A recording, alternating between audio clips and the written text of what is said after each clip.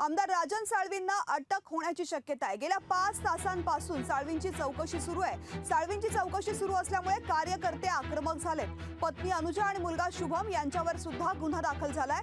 रायगड येथील लाचलुचपत प्रतिबंधक विभागानं कारवाई केलेली आहे। एसीबी टीम कडून घराची झाडाझडती सुरू आहे। आताची महत्त्वाची बातमी आपण पाहतोय। या ठिकाणी एसीबी टीम कडून घराची झाडाझडती सुरू आहे। 5 तासांपासून चौकशी सुरू आहे, त्यामुळे त्यांना कधीही अटक होण्याची शक्यता सुद्धा वर्तवली जाते।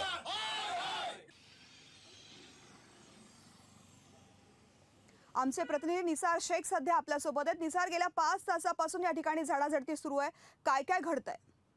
एकंदरीत पहिल्या तृप्तीचं गेल्या 5 तासापासून एसीबीची टीम जी आहे ती पूर्णपणे घराची झाडाझडती सुरू आहे। आपण जर पाहिलं तर आमदार राजन साळवी सकाळी 9 वाजल्यापासून ही कारवाई सुरू आहे, चौकशी सुरू आहे।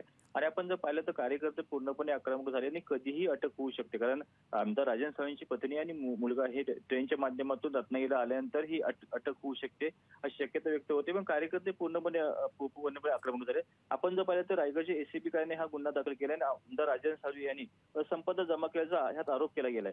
राजन साळवी यांची 3,53,00,000ची असंपदा जमा केल्याचा एसीबीचा आरोप आहे। राजन साळवी यांची मूळ संपत्ती 2,92,00,000 अंदाजे आहे।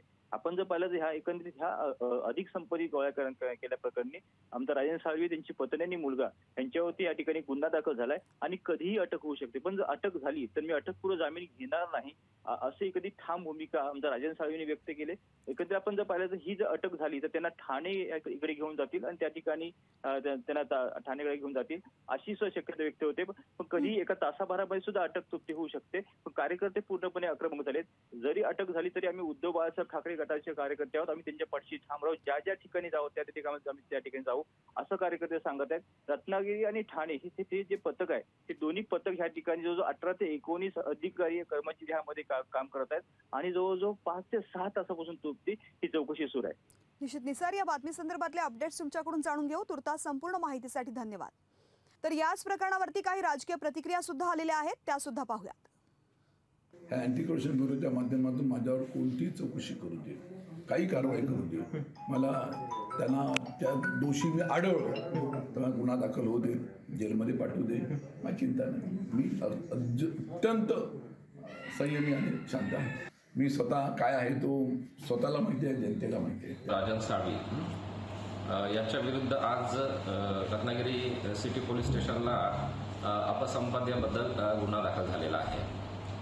यामध्ये गुन्हा दाखल करताना 2009 ते 22 या कालावधीमध्ये ते ज्या लोकसेवक या पदावर होते त्या पदावर असताना जी अपसंपदा ग्रहण केलेली आहे त्याबद्दल हा गुन्हा दाखल झालेला आहे। छाप्यामध्ये बहुतांश आपण त्या ठिकाणी इतर काही जी आता चौकशी झाली त्या व्यतिरिक्त काही मालमत्ता आढळते का किंवा कुठले मालमत्तेसंबंधीचे कागदपत्र आढळतात का याबद्दल सविस्तर कारवाई केली जाते आहे।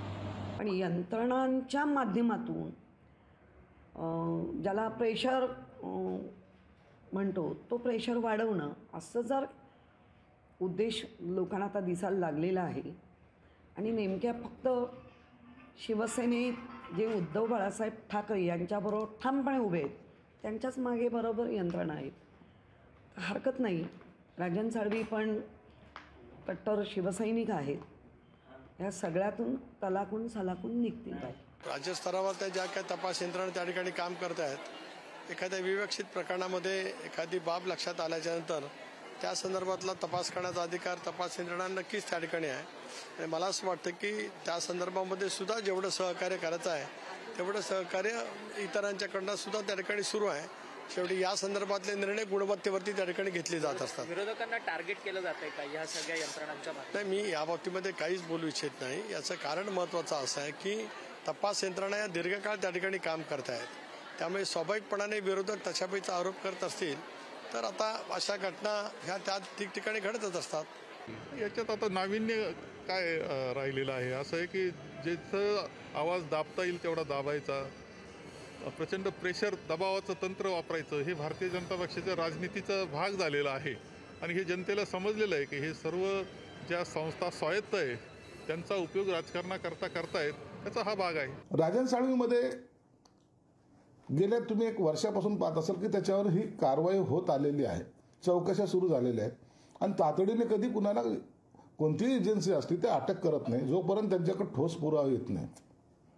आजही राजेंद्र साळवीला वाटतं की मी काही केलेलं नाही, तो आमचा सहकारी आहे, तो जर केलं नसेल तर तो निश्चित बाहेर येईल. त्याच्यावर जर आरोप सिद्ध झाला नाही तर त्याला अटकही होणार नाही आणि त्याला बाहेर सुद्धा तो येईल. पण जर काही केलं असेल तर मग त्याला कारवाई ही फेस करावी लागेल. ही कुणाला आसूड बुद्धीने केलेली कारवाई नाही किंवा सरकार हे करायला सांगत नाही.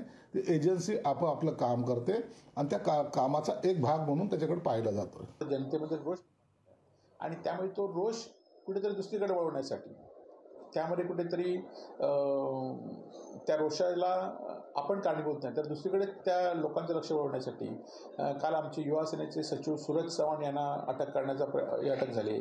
आज आपले राजेंद्र साळवी, खरं तर त्यांच्यावर एसीबीची गेल्या वर्षभर चौकशी सुरू आहे आणि ह्याच्यावर यानाकालीन धाड या ठिकाणी टाकण्याचा प्रयत्न झाला.